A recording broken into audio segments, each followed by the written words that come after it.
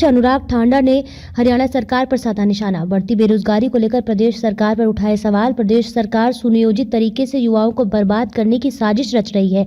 अनुराग ठांडा। High court ने भी 816 शिक्षकों की भर्ती को लेकर HSSC को फटकार लगाई है। 40 पेपर लीक हो चुके हैं।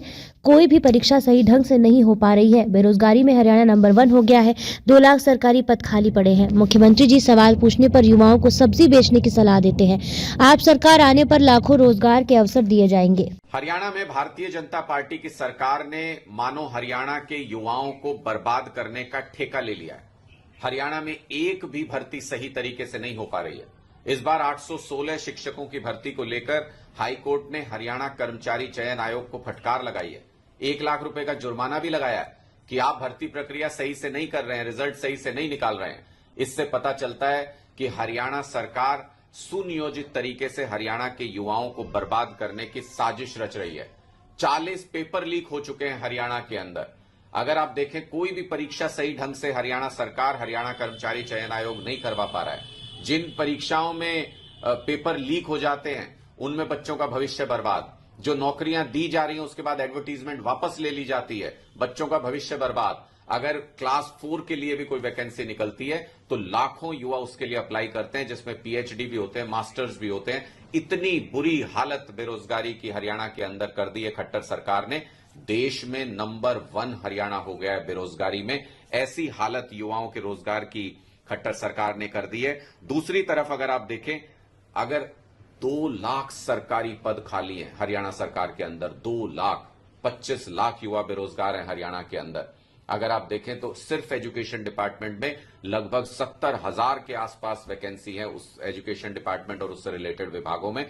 अगर 4500 असिस्टेंट प्रोफेसर की पोस्ट खाली है, 30,000 से ज्यादा स्कूलों के अंदर पोस्ट खाली है।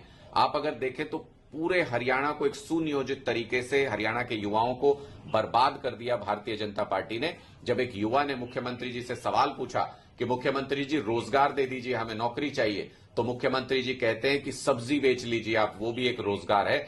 मुझे लानत है ऐसी सरकार पर, लानत है ऐसे मुख्यमंत्री पर जो युवाओं के रोजगार मांगने पर उनको सब्जी बेचने की सलाह देता है।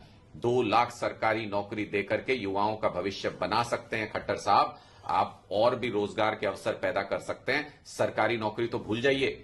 इस वक्त जो भारतीय जनता पार्टी की सरकार है हरियाणा में, उसने टेम्परेरी जॉब्स के लिए कहा कि 60,000 टेम्परेरी जॉब देंगे, तो 13 लाख आवेदन पूरे हरियाणा से उस टेम्परेरी जॉब के लिए आ गए। ये हालत आज के दिन में हरियाणा में बेरोजगारी की है।